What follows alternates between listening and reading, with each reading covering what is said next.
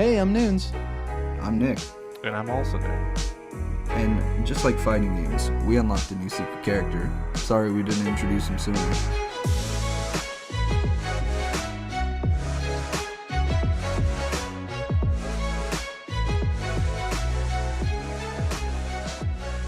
So, welcome to the Espos Podcast. Welcome. Episode 16. We didn't really give him the most proper introduction last week. But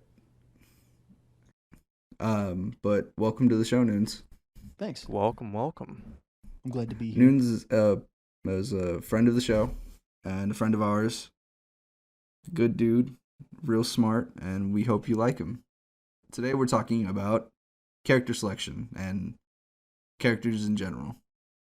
So I hope you enjoy it. Like for me, like my expertise when it comes to character selection is fighting games. Them fighting games. From the original like Street Fighter 2, Mortal Kombat 2 rosters to like now and how we view games now, right? Well, who do you play in Street Fighter? Who do I play in Street Fighter? Ryu, Akuma, and Cammy. Scum. That's all I gotta say. You're trash. I hate you. I'll show you what's up. That I'm a Dudley main. You're a champ. Oh god, you're a champ. That takes some skill. I'll give it to you. Dude, it takes a lot of heart. I like playing Dudley. I love Dudley so much. He's only in 2 of the games, right? He's in Street Fighter 3 Alpha and then Street Fighter 4. Yeah. And they never put him in 5. No, I'm sad. I'm not playing that game until Dudley's in there. It's a great game. Playing locally. I guess that kind of brings us into one of the topics. You know, does character selection matter in Street Fighter? For me, absolutely. I'm not going to play 5 until Dudley's in that. Well, I game. think in fighting games it 100% absolutely matters in fighting games because fighting games are built around that rock paper scissors dynamic. Mm-hmm. And certain characters counter other characters very well. And when they're absent from the game, it really feels like those characters might like take off into that S tier range, you know? Yeah. What characters do you miss from 4 to 5 that could have been really good additions to the roster? They're actually adding almost all of the characters I really enjoy from 4 to 5 or from any of them to 5. I think his name isn't Hariyama, but I forget his name. The sumo. Oh yeah. Bringing him into 5 was really cool. I really enjoyed playing his new form, like the new version of him. Kuma's 5 version, I don't like as much as I like the older ones. While it hasn't changed very much, it feels a little different. Yeah. And like the absence of Dudley, but the inclusion of Balrog, who's like legitimately a better version of Dudley. Yes, true. Like it feels like they took a lot of the mechanics that were represented in Dudley and gave them to Balrog. Okay. And he plays so cleanly, so fast. I'm gonna have to play Balrog in that game. They were both present in 4 Ultra at least. And yeah, they were. It was crazy. I would run into I would play Dudley once and get my shit rocked because I'm a casual player, but then whoever he's not an easy character. No. But he's got a lot of fun things that he can do. He can really get in on some people that you usually can't get in on. And that's probably one of my favorite things about Dudley. And you can kill people with the rose. Throwing the rose at him. Oh, yeah, that's right. I forgot about that. He's also got that really good, like, it's not like a parry, and it's not necessarily a dodge. It's like that middle ground when, like, he swings in. Yeah, he, like, ducks in. It's like, I like that. The fact that they gave Balrog something like that made him, like, stand out to me a lot.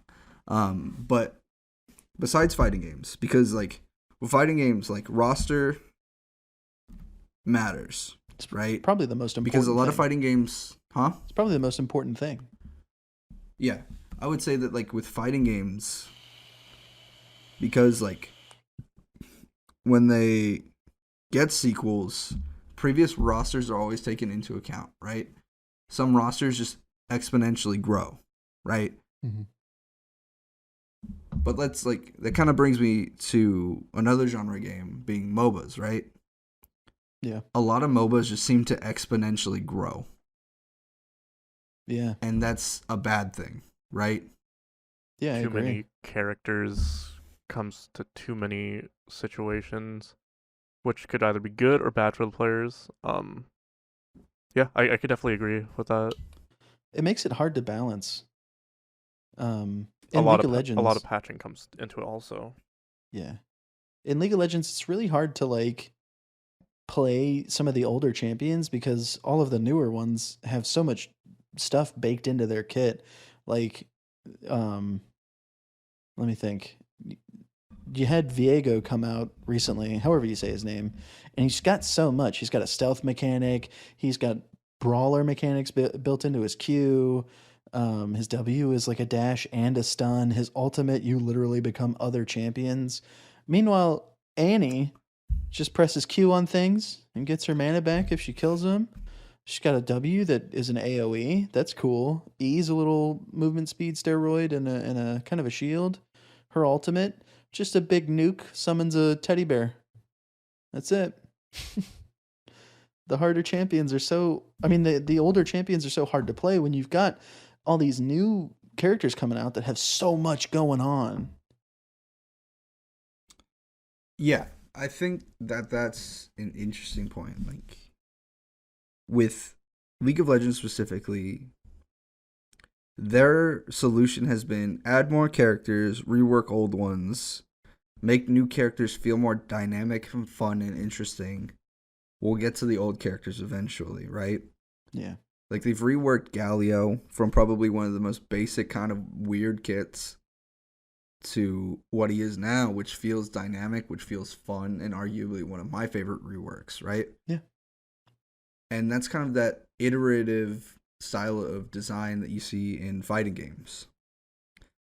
Like between 4 and 5, with the creation of the VTech system, how certain characters now play versus another, how they change them up, right? And that's good. I think that's good. But at what point does exponentially increasing your roster become too much? Right? Because we've already touched on the balance issue, but like, is there a specific number?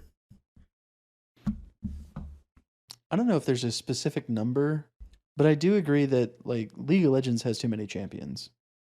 There's there's too many. And it's not even like it's great that people have the choice. They can go into a League of Legends game and pick from 160 people. And that's cool, especially since it's like, I play this one champion, I'm getting kind of bored of him. There's another champion that's kind of like him, but the kit is different. I can play that guy instead. But for new players, like how do you compete? How do you learn 160 champions quickly without it becoming intimidating and you quitting the game? Not just that, but especially when it comes to something like League of Legends or Dota or just like MOBAs in general, it's a very high skill gap between a basic, like, someone played a game for, I don't know, like maybe 20 to 50, like 20, 50 games versus someone who's played over 1,000 games. But they're in like the same ranking, I guess, or playing unranked or whatever. Mm-hmm. Just MOBAs in general just have that huge skill gap. And obviously adding more and more characters isn't going to help it, but it's not going to solve anything by just not adding characters. But to be Yeah. fair, people only play those newer characters when they first come out. So there's also that. Sometimes they die down. Sometimes they're Yumi. Delete Yumi. See, like, I guess I've played League of Legends for a really long time, and Nunes has too, right? Yeah. And even for people like us who've played a while, like, even a new champion can change up the entire way we have to think about the game, right? Yeah. And it changes the skill gap for us too. Let's say I decide not to learn the new ADC or what they do. I'm going to get rammed on because I don't. Right. And that's going to make me look bad because I don't understand how to play against it. I'm going to lose more games. Especially when they first come out, just like Nick was talking about, Lil Nick. But my problem is that what do? Do they just stop making characters? No, the person ends up learning the characters whether they like it or not. See, but that's the issue is that, like, Riot is constantly adding more. Every month and a half or so, there's a new character, right? Mm-hmm. Every 2 or 3 months, an old champion gets reworked, essentially being a new character, right? Dude, Yeah. Don't Are they going to mention- do this with Valorant?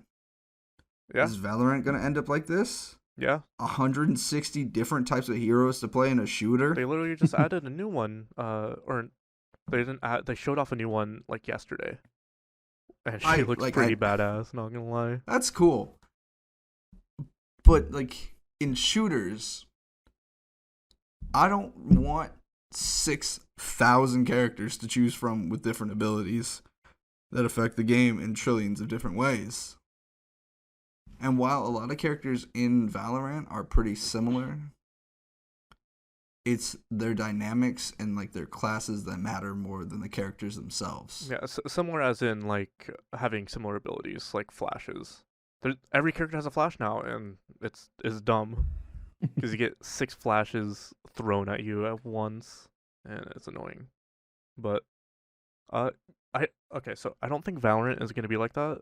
I think they're gonna add a character maybe every next big update or every battle pass, which will add up obviously, but it's not gonna be like I don't think it's gonna be like a League of Legends situation like off the bat.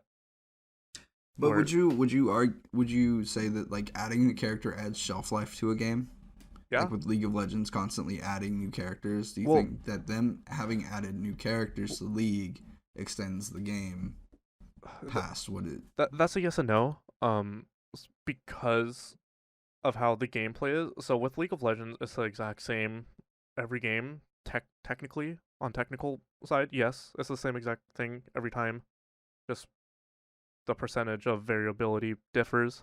But with League of Legends, it's been on a plateauing decline technically for these past few years. You could definitely see that when it comes to like League of Legends Worlds. Like compare Worlds from, I don't know, 2017, 2018. I feel like those were the biggest Worlds has ever been. And then compare it to 2020. Like they could be similar in size, but I feel like League is just dying. So like obviously, yeah, adding a new character could add a certain amount of time to it, but every game is gonna meet its end. And I feel like the addition of, or I guess the rework of all the items in the game has extended its shelf life significantly for me anyway. The rework of the items was fantastic. It didn't add any new champions, new characters that I had to like spend blue essence on to even begin to learn. I can just hop into a game now and start learning more things about the way that items work together, or the way that items work with my champion. And I really like what they have going on with the items right now. I was confused with the item rework, but eventually I started to learn it. It's similar, but different at the same exact time. Like I said, it's literally, it's up to the player to learn what's new. Yeah. They could choose not to learn, and they could fuck their team up or themselves up. But there's gonna be a time where either they just either quit the game or learn what the hell's going on. It just depends on the person. And I think the reworking of the items was a really good way to set everybody back down to like similar levels as well. Like 100%. not necessarily fresh players, but like players just coming into ranked and players playing the game for 10 years, they got put onto a similar playing field with that with the item rework, which is a really healthy thing for the game. Just reworks in general when it comes to games, characters, etc. Uh, Definitely good or bad. Depends on what it is exactly. So you could like I remember like the first major rework that I saw was with Fiddlesticks. Like that was like the first major one because they changed them a lot. Mm-hmm. And that was very interesting to see, and that definitely brought life to him again, and that would make people want to play him either in different types of laning, whatever. It, Honestly, when it comes to League of Legends, it's either a game where you're just having fun doing whatever the hell you want, trying out new like items on certain characters, or sometimes Yeah. it's a serious game where it's like, okay, I want to win. I'm gonna choose this character, and it goes from there. That makes sense. Go for it. I think the only way to breathe life into or new life into games like League of Legends, where the champion roster is practically um like too much, I guess it's too big of a part of the game for a new champion to phase any seasoned player. Like for me, I'm kind of desensitized to the fact that somebody is like a new champion is coming out, but a reworking of one of the systems in the game, one of the core systems, like the items, is a really good way to breathe new life into the game and to get everybody else on the same playing field. Kind of final notes on that. I'd agree. Yeah, I could definitely see that. I had a thought and I lost it. I apologize. But the difference, like, what's the difference between Valorant and League of Legends, though? You know, let's or like character shooters and League of Legends, because character shooters are like some of the most played games right now. Valorant, Rainbow Six, Overwatch, Apex Legends. These are some of like the most played games out right now, and they're some of the most popular shooters. And even Call of Duty now would be considered a character shooter, right? Yeah. Yeah, I can see that. In those games, does that character roster necessarily matter, or do the classes of which each character fits into matter more? I think It ties in with both, in my opinion. yeah, I agree. Because like with something like I'm gonna use Apex as an example because a lot of people know Apex and play it, or at least used to. I feel like Apex did really well when it comes to not only character traits, abilities, and whatever. Because every character is the exact same when it comes to picking up the guns, relatively. Like, there's not going to be a recoil difference with one person versus another necessarily. But it depends on how the character is used. So, like, Caustic, just throw gas traps everywhere. And then there's a character like Wraith, which could use a portal that will either help you escape or lead you to somewhere or whatever. I feel like when it comes to that, there's not really needing for too much balance compared to League of Legends. But I feel like Apex has done a really good job when it comes to stuff like that. Because sometimes you could just choose what character you want to play. I feel like I play Loba and Caustic a lot, so I'll choose one of them. But then there's stuff with challenges also. So it depends on how you want to play and what you like to play, pretty much. Something I don't like that comes out of games like Apex Legends and Rainbow Six Siege and stuff a lot is whenever they introduce a new character, they're just like, "Oh, are you ready to change the way that you view this type of character? well, we're introducing blah blah blah. It's really kind of annoying whenever a new character comes out that's designed to like make roamers or make you think differently about roamers and how they're going to affect your game. That kind of annoy me because it feels like they're breaking the rules of the game that they made. Yeah, I could definitely see that. Um, I'm drawing a blank. I can't really think of any examples. I know like uh I think I think we could go to Rainbow Six Yeah, and pick out a couple. yeah, I was about to I say think that. Rainbow Six would be like a really good common ground for the three of us. mhm. But there are characters that are good at breaching. There are characters that aren't good at breaching. There are characters that are like really good at killing. And I think those characters, those like slay out characters, like Capoeira, like those types of characters don't make sense to me in a game that's supposed to be slow and methodical. Like Rainbow Six Siege, unless you're playing in a full stack, never necessarily feels like it's being played the way it should be because of how the characters are built. Like characters like Buck and Sledge and Blackbeard feel like they fit in the game, Yeah. right? And then you have characters like what's his name? The one with the drone. That Like Echo?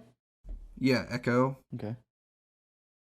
and Capoeira, and there's a few others that just like stand out to me as characters that are very anti how the game is outside looking in designed.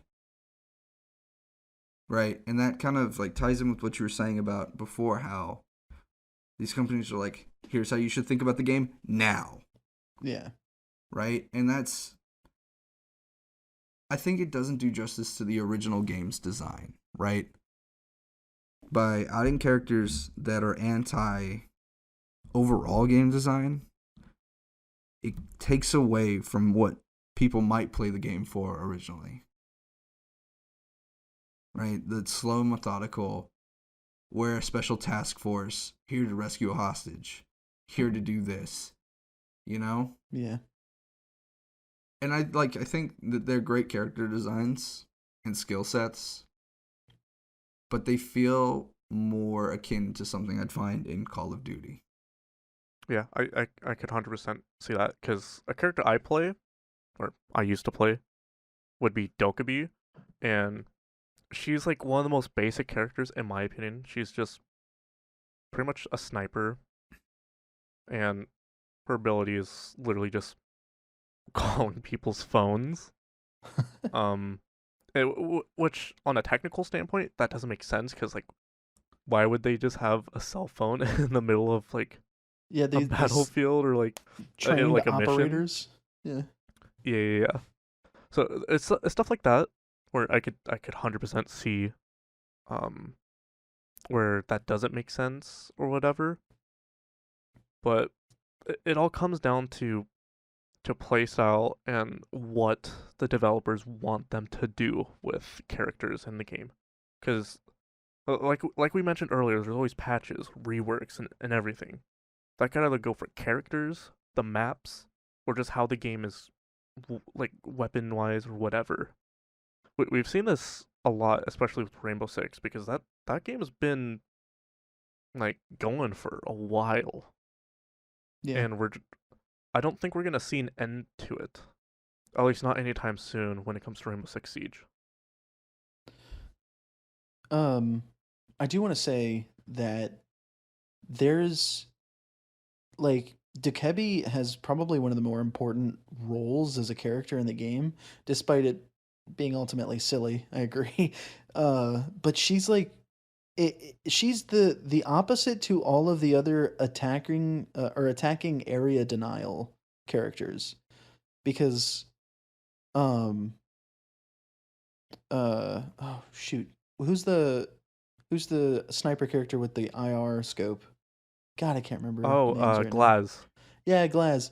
Glaz denies an area by popping open a window, throwing a smoke in front of it, and now you can't run in front of that window. You'll get shot for sure.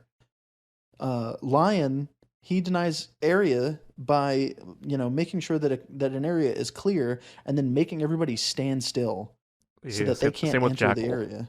Yeah, Jackal as well.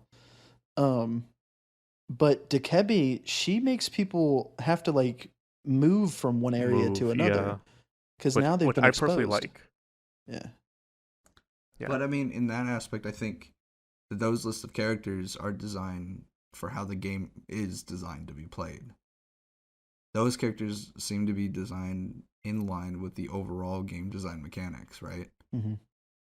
Like if it were meant to be played like a slay out super fast game, it would be faster pace, right? Lion, Dekebi, and Glaz wouldn't, or Glaz would probably exist because sniper archetypes are always fun. Yeah.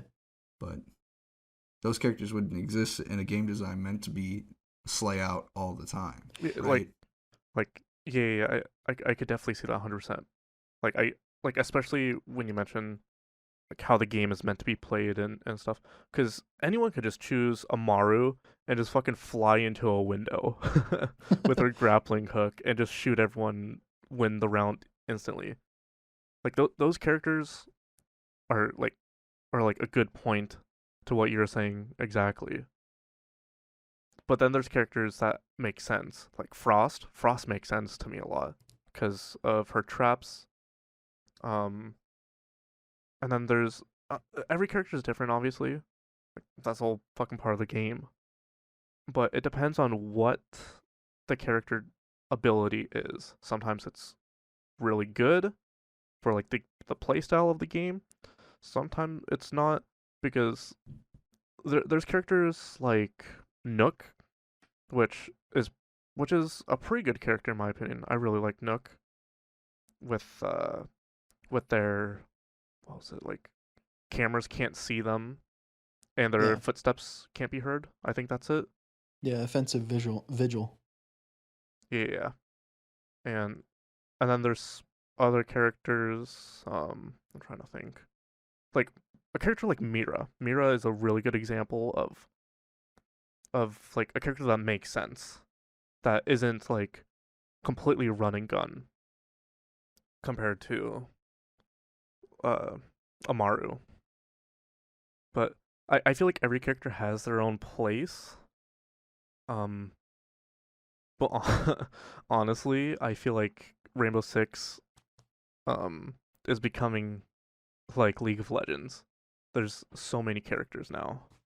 There's way too many. I think the last one that I got that I was excited for was Lion, because I was like, this character is pretty tight. I don't know how to use him, but he seems pretty tight. Yeah, the last character I was looking forward to was Nook and Warden. They're released around the same exact time. Yeah. But uh yeah, that was a really good point. Just how the game is played and the characters that ruin or like break the game, at least gameplay style. I think Amaru is an interesting sort of class study for this topic because Amaru is supposed to be kind of a gamble, right? You're meant to get into the building as quickly as possible, go into a room that you're hoping nobody is in, so that you can then just pop out and start like getting picks. You're probably gonna die, but if you can pick 1 to 2 people before you die, then you've done your job as an Amaru. The problem is people got upset that her grappling hook thing wasn't fast enough and or wasn't like super good, but that's kind of the whole point of what she was supposed to be. She was supposed to be a gamble. You were Yeah. supposed to gamble on that window and get in there, and then you get a pick, or you get picked, you fucking die and you're useless. And that's also kind of bad because a lot of the other entry fraggers like Ash, they don't have to make that gamble that they're going to just die immediately. Ash can run in there and still have her gun prepared. Yeah, Um she could shoot the she could shoot the wall and be prepared.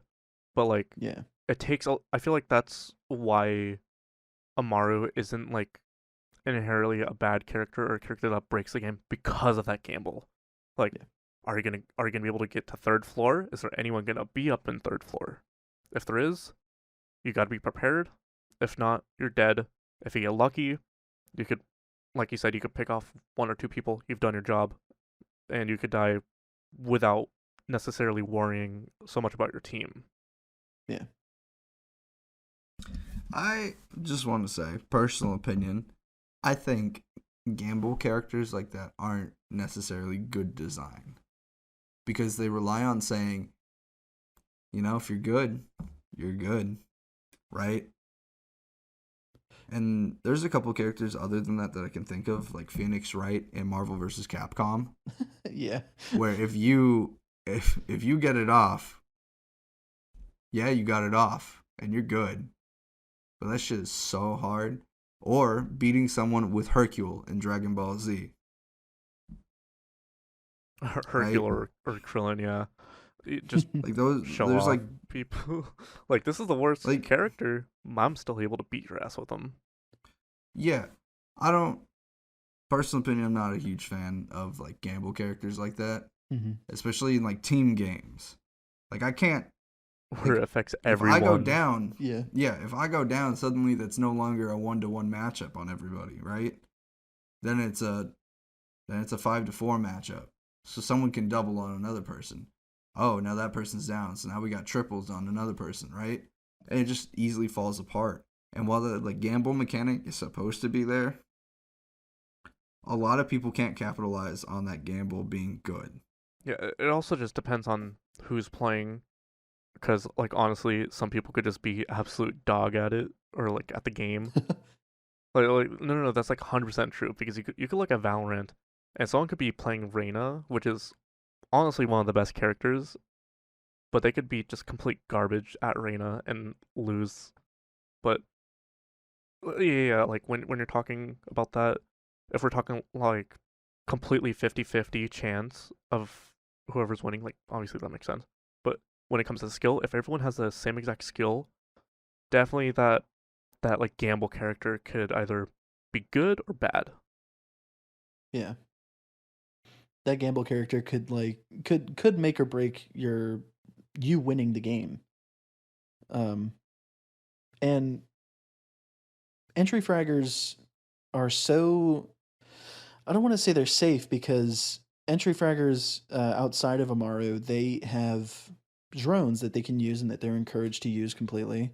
And they have teammates that can also drone in for them or behind them or with them. But Amaru, you can't really have somebody drone in with you because it's Because you're hard going to to third get, floor. yeah, it's hard to get a drone up there at the start of the round. So, or a drone that sticks around anyway up there at the start of the round. Yeah, then there's also stuff where characters don't matter necessarily, like say for game modes. Like what was the one that they did? It was like the Western one where you had to like shoot down the safes. Like Oh, the characters in that didn't really matter. yeah.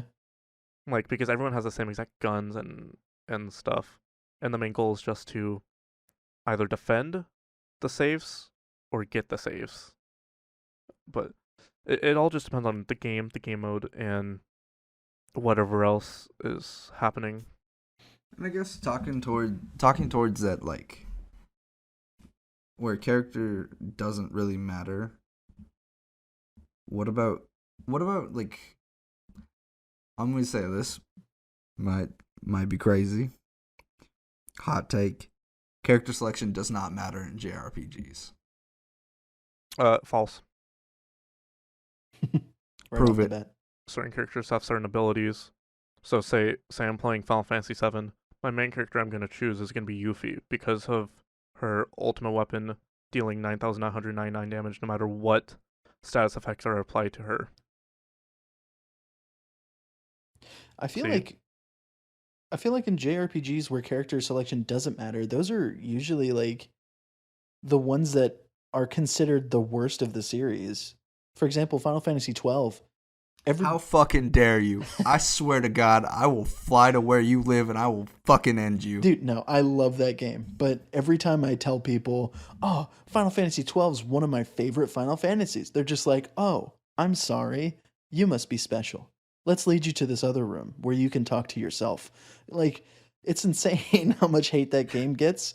But I guess. It's a great game. Yeah. I don't understand the hate for it. Is it the like the lack of like pop colors? Is it like it's a basic story? Yeah. But so is 7. So is 6. So is 9. Right? So is 1 through 5.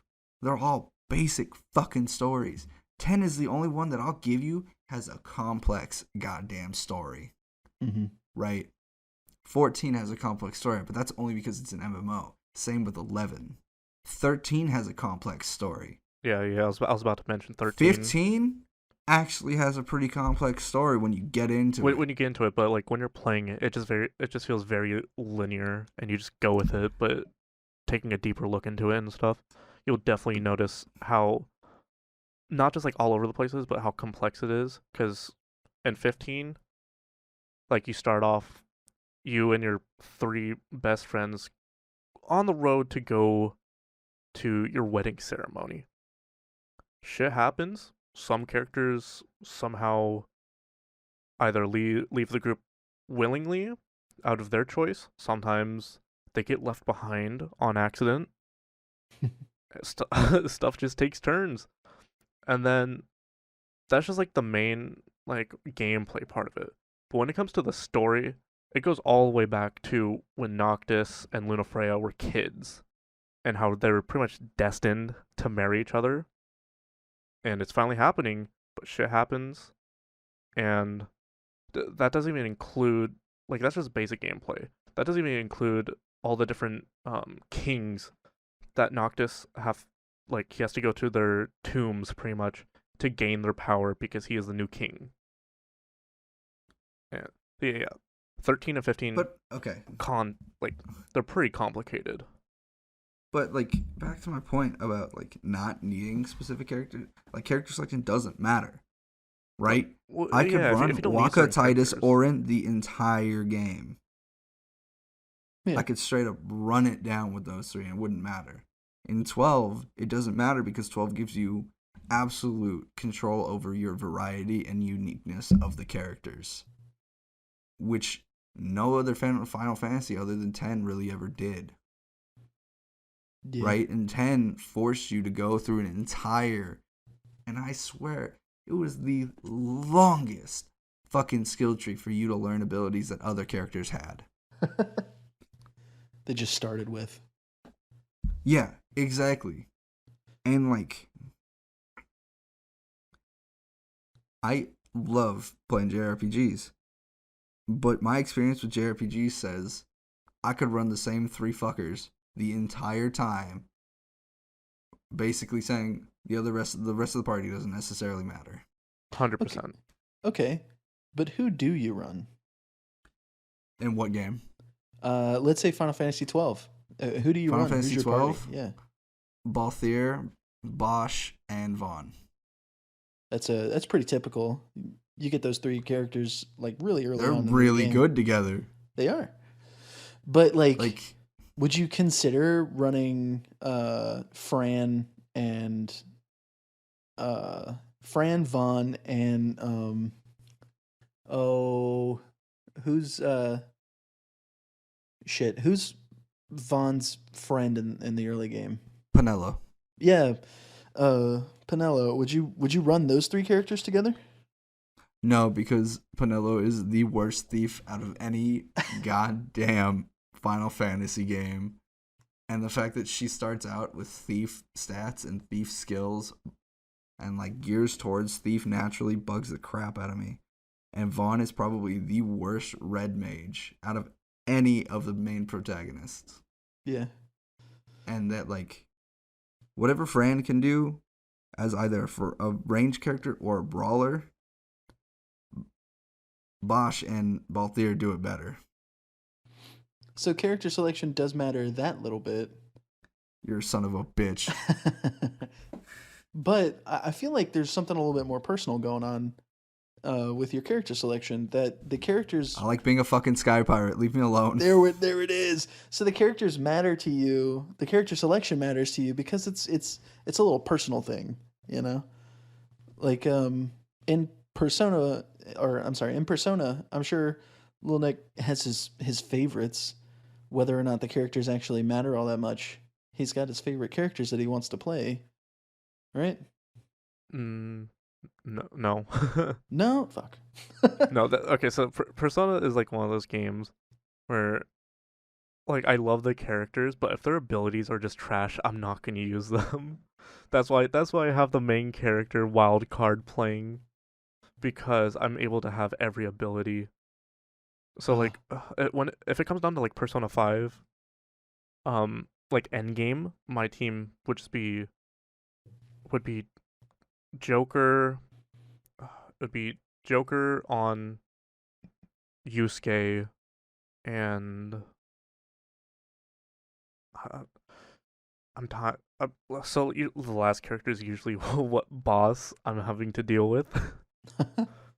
So it's just the last character I add is just whoever I need. But yeah. yeah, it doesn't come down to character, because I could, if Futaba was a play, or if she was like a person I could just add to my party, and her persona does stuff besides navigation of fights and area and stuff, I would. But for me, Persona games aren't like that, because I love, like, I'd say like the only game that does that well for me, where I get to choose the characters that I really like and they're good, Persona 3. Like I could just set up a party of all girls, and it'll be the best party. Do you consider Persona 3 to be one of like the top tier Persona games No. because of that? No? I, Okay. I I love Persona 3. Um the reason why is because of Tartarus. People will get bored as hell with Tartarus because it's literally the same thing going all the way up to the 264th floor. That's how many floors are. Spoiler alert. Like, yeah, like, so three is, every Persona game is like amazing in their own type of way. Three is just my personal favorite, not just Mhm. like because it was like the first Persona game I played, but also because I love the characters. I love the music. I feel like I could relate to the characters more than characters from Persona 5. Like I was never pretty much blackmailed into giving a fucking loan shark money or whatever the fuck. But in Persona 3, the characters are dealing with their own personal problems, trying to figure out who they are, why they're doing this, etc. I feel like that's more for me. Um, but yeah, everyone has, like, whoever has played whichever will definitely have their own favorite, and 5 is usually the top one for everyone, like for like the spectrum. Okay. I like you can't convince me that it's necessary to like character selection is necessary in the same way that like a fighting game is, right? Because it I don't know. It just doesn't feel necessary to me. It Does that make sense? Yeah, it all just depends on what game it is, honestly. Also, I'm really frustrated that like in 15, that's your party near the whole time. I think I think even when it isn't necessary, it still matters.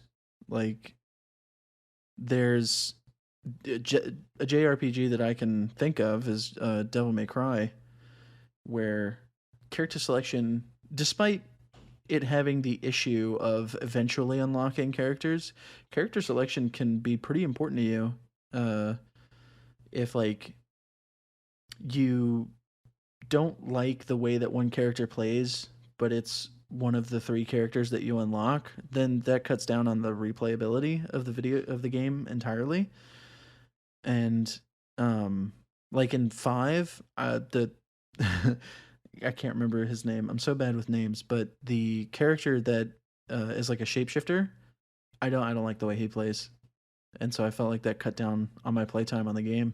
Well, his name is V, I think. Yeah, V. Every time a section came up with V, I never enjoyed it. yeah, I dreaded it. I saw him in a cutscene. I was like, please I don't was make me like, play dude, that just guy. let me play Dante or Nero, please. Yeah, please. Like V is a really cool, interesting character, especially when it comes to his backstory. When it comes down to Devil May Cry 5, Mm-hmm. but yeah, characters like the lack of character selection that could make or break a game. Like there's also stuff like Paper Mario. Like you wouldn't necessarily think, oh, like character like you're choosing what party members you want is necessary.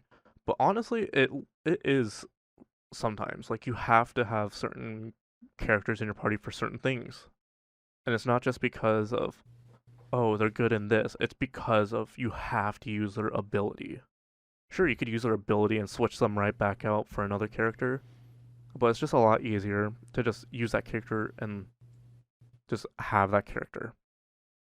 How does that affect the replayability of that game though? Like the specifically games where you're collecting characters for a party, because at some point aren't you just like, if you're replaying the game, aren't you just waiting for that character that you want so badly to pop up again? You're just like rushing through the game to get to that character so that you can throw them in your party and keep them there forever. Sometimes, like like the only game I could think of that really being mainly is like Final Fantasy games. Like like as soon as I'm able to, say I'm replaying 7, as soon as I'm able to get Yuffie, I will get Yuffie because I just know how good she is in the game. Hmm. But I don't really know. I feel desensitized to the whole thing about like parties mattering, parties that matter. Either word is right? I don't know. Yeah. But like in like Western RPGs, like let's say Dragon Age Inquisition, doesn't matter with the fucking jack shit what your party makeup is. Obviously, there's like optimized shit, and it then becomes like a personalized thing where you're like, oh, I like Varric more than I like X, Y, and Z rogue, or Blackwall's great, or Vivian's just really annoying, so I don't want her in my party. And that seems like a big trend in like Western RPGs where you can have like a party, right? With Mass Effect is the same way, where it's like, obviously there's a better character for the situation I am in, or will be in, but Garrus is the boy, right? And Tali's the girl. And like, I don't need to cover all the bases because I like these characters. And to me, that like just desensitizes me to the idea that character selects in RPGs really matter, right? Because it doesn't feel the same as like the rock paper scissors argument with fighters and MOBAs and even shooters, right? Sometimes the party selection can really reach into a rock paper scissors element, but they like it has to be designed specifically for that. Like we're Like gonna a be Pokemon. fighting, yeah, like in Pokemon. That's probably the pinnacle of fucking party building JRPGs. It's literally what the whole Literally, game is about. you gotta have the team right for you and what you want to do. Because you could either just completely make an OP team with all the fucking legendaries on your second playthrough, or in your first playthrough, Watch me mega punch you. or you could just like choose whatever like you want. I personally just like choosing or like Pokemon that have certain uh not necessarily abilities, but like the Pokemon type. So say if I really want like an easy route, just say I'm playing Gen 1 Pokemon. I choose Squirtle. One, I could just grind to level 14, beat Brock with just Squirtle, and then on the way to Cerulean, I could just continue leveling up Squirtle, and then pick up a Pokemon or two and just use those as side Pokemon to level up.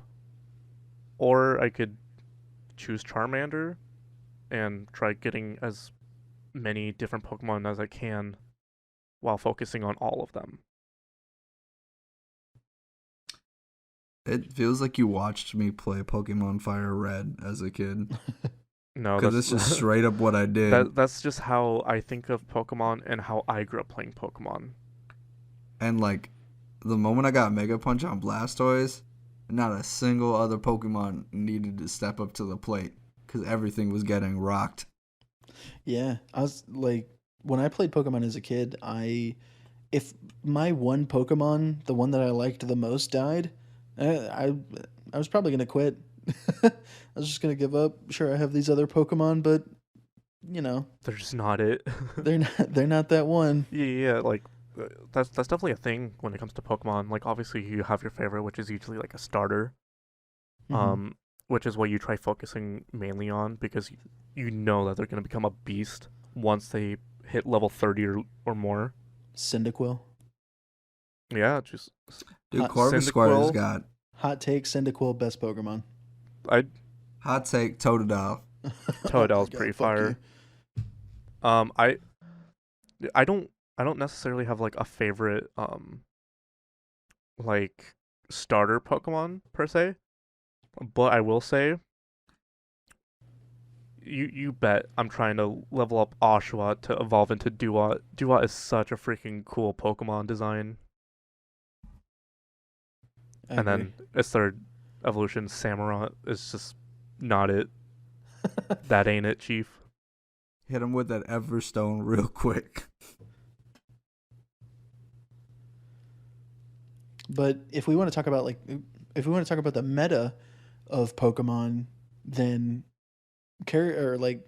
party selection really matters. You have to have I don't even know what the meta is. You have to have a Clefable for that one ability that she can use, and that's the only time you ever pull her out. You know, that kind of shit.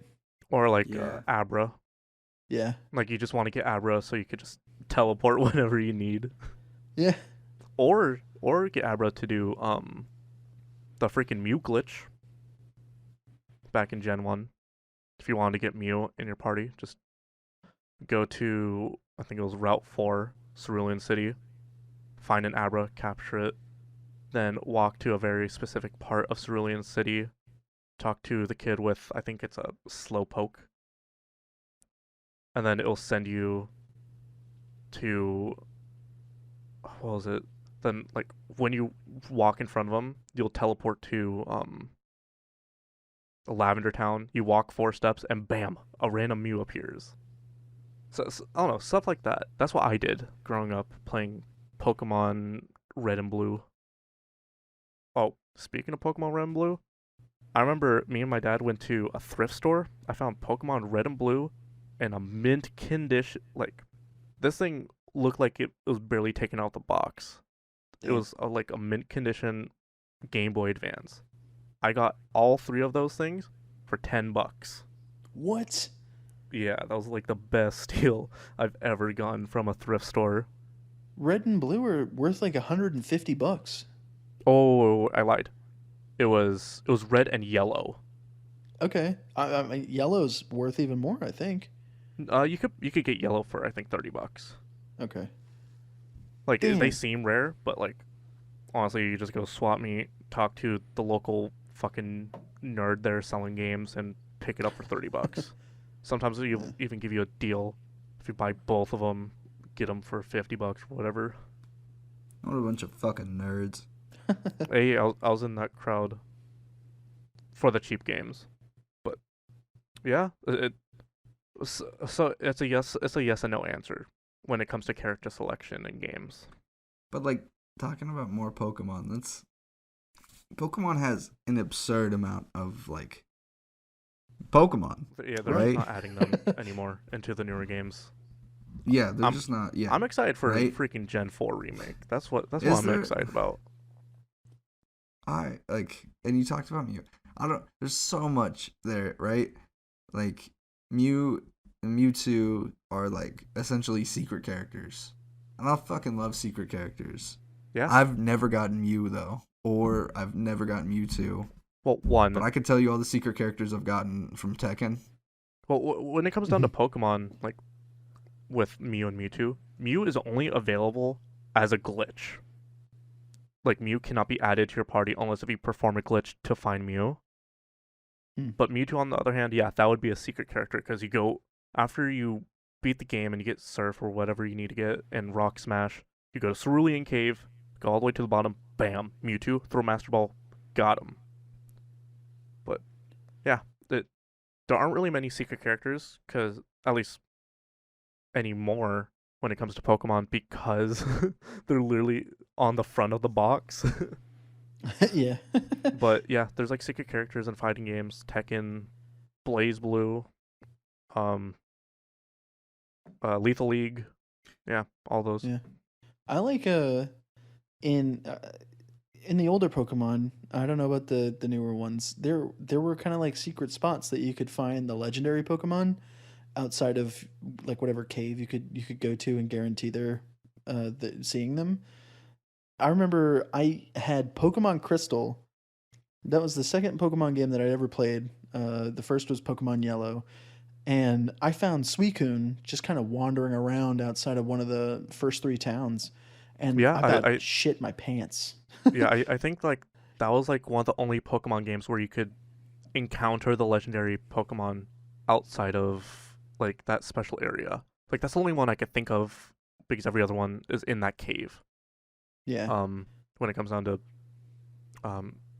Suicune and the other 2 legendary dog Pokemon. Raikou. Raikou, yeah. Whatever the third one is, who cares, right? Entei. Entei, yeah. Entei. Entei, Suicune, Raikou. Yeah. Raikou. I say Raikou. I don't know. But yeah, like there's stuff like that where, like especially as a kid, you'll literally just shit your pants, be like, what? Like how? And like it just goes from there. But yeah, just like unlocking, dude, you have no clue. Like I literally did a PogChamp face back when I was like 4 years old, and I locked fucking Dr. Mario and Smash Melee. Literal PogChamp face. Oh yeah. Secret character. Yeah, secret characters are cool. Also, I want to say just real quick about the Suicune. I think that's also where my my lifelong depression started because I didn't catch that Suicune and I didn't find him again. What? Damn. It was downhill from there, dude. No. It all started. That story had with so much Pokemon potential Crystal. for happiness. It started with Pokemon Crystal. The lifelong disappointment began.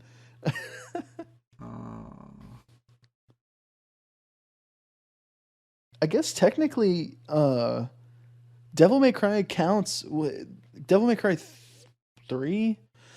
Could you play as Virgil in Devil May Cry 2? I don't think you could.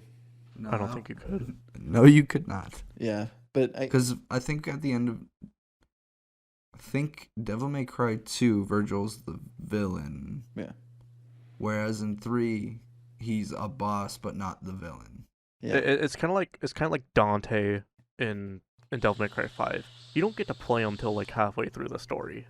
It's not necessarily like a secret character. It's just he's not available to you. yeah. Well, I mean, I guess for me, when I was a kid playing Devil May Cry 3, Devil May Cry 3, he was kind of a secret character because I had no idea that I would eventually get to play him. And I think that kind of brings up a good point about secret characters is now that the internet's out there and people are just like ready for games to the come out and leaks. start talking about them. Yeah. The Smash leaks, especially. Oh. Yeah. Dude, I'm Smash excited is for- such a good one. I'm excited for Pyra and Mithra. Oh, dude, so am I. I thought they were going to be 2 characters and finding out that they are one They're one, character. yeah. Well, it That's makes sense pretty because of the tight. story. Mm-hmm. Yeah, like obviously it makes sense. But like with Smash, it has like the interesting thing about it with like the Echo Fighters. Yeah, With like yeah. Simon and Richter. Also, I can't say I like the idea of Echo Fighters. I completely fucks with it, dude. I'm glad that they added Echo Fighters for Peach and Daisy. Daisy was no longer just a skin variation. But she's mostly just a skin variation with small variations in mechanics. Yeah, but I enjoy Echo doesn't- Fighters because of the slight differences. Like they play similar, but they're not the exact same necessarily. I guess like I that makes sense. But Simon and Richter Belmont are the only two that like kind of stand out against each other as two different characters in some ways. Right? Like Dark Samus and Samus play exactly the same. You can't tell me that they play any different. I mean, And then so like who was the like so Echo Fighters could technically go back all the way to like the original Smash Bros. Dr. Mario. Yeah, Dr. Mario. Then there's Luigi. Luigi is literally the same exact character as Mario. There And was then Melee, they changed Luigi. Yeah. It's funny because Luigi in Melee, like he's different, but the only thing that they did, like they chose not to give him like an actual voice. They literally just gave him the Mario 64 voice lines and just pitched them up. That's literally what they did. But I feel like Echo Fighters are cool. Like, look at there's like Ken and Ryu. That one bugs me because like new Ken has so much like cool variety that he could have brought to Smash, and they didn't put new Ken in there. They put old Ken, and that's okay. But if they were gonna put an old school character, they should have gone with Chun-Li because Chun-Li would have been fucking cool. Chun-Li would have been great in Smash. Dude, her ass is too fat. Have you seen that Fortnite skin? Oh my god. True. Sakurai would not put her in Smash because of that. How am I supposed to concentrate with all that cake in my face? Dude, true. Remember when ZSS was in Brawl and you had to like Oh yeah. make Samus take damage and then you could see Samus without a suit. Oh, I remember being fucking 12 and people being like, watch this. So with Zero Suit, you were literally able to change to Zero Suit with just the menu. Yeah. Yeah, you just hold Z down in the menu and you change into Zero Suit from just regular Samus. But then there's also like you said, there's like so there's Echo Fighters like Lucina, which is literally just Marth. But then there's Okay, so the Fire Emblem Echo Fighters have some distinct like variations to them though. Lucina and Marth are the exact same character pretty much. But then it comes to like Chrom, which is like a Roy. Chrom is like a mixture of Roy and maybe Ike. Because there's like they share some of like the same moves and stuff. But then there's also like Dark Samus. Yeah. And that's kind of always like the weird thing to me is why they decided to do Echo Fighters instead of just giving alternate skins cooler looks, right? Well, it goes back to sometimes they're different, sometimes they're the same. Like I get where you're coming from. You could definitely just do that in the menu. Like you could set it to where they're either separate characters or they share the same character plane. But I get what you're saying. Well, if we're talking about how like sometimes character selection doesn't matter except for just a skin, we could talk about you know what I'm gonna say. Left 4 Dead. Dude, I honestly Get the fuck outta here. I don't even remember who I played in Left 4 Dead. What? That was the point where I just installed mods for like character models and stuff like that. Shoot some zombies as Hatsune Miku and shit like that. What, you didn't enjoy playing Bill with all his quippy boomer talk? The only time I played Bill was maybe once or twice in Dead by Daylight. Hell yeah, I feel you on that one. William Bill Overbeck coming in Ya to get boy. them blood points.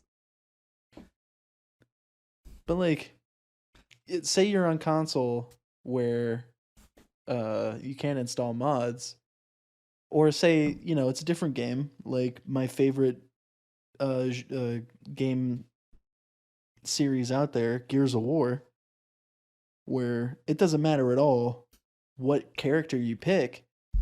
It's a skin essentially over a a universal hitbox.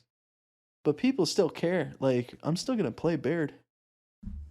Yeah, I can see that. Also, like, You didn't play Baird's goddamn Sugar Ray looking ass. I recently found some of my new favorite characters in Lethal League. I really like Jet. She's a newer character for Lethal League. Your boy Candyman. Candyman's pretty fire, I'm not gonna lie. Same thing with Dice. But my favorite character to play right now is what's her name? I think her name's Toxic. She has that like gigantic like robotic arm that like shoots out like gas and stuff. It's cool. I really like her. I haven't gotten to play the new Lethal League yet.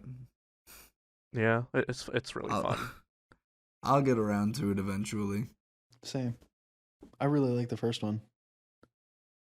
That's like easily one of my favorite fighting games, and you technically don't fight. No, you just hit a ball back and forth and try to dodge the ball and hit it. Yeah. It's like it's such a simple thing, but it's so fun. I don't know. I'm a big like For Honor player as well. But For Honor is That's garbage. That's a different type. Yeah.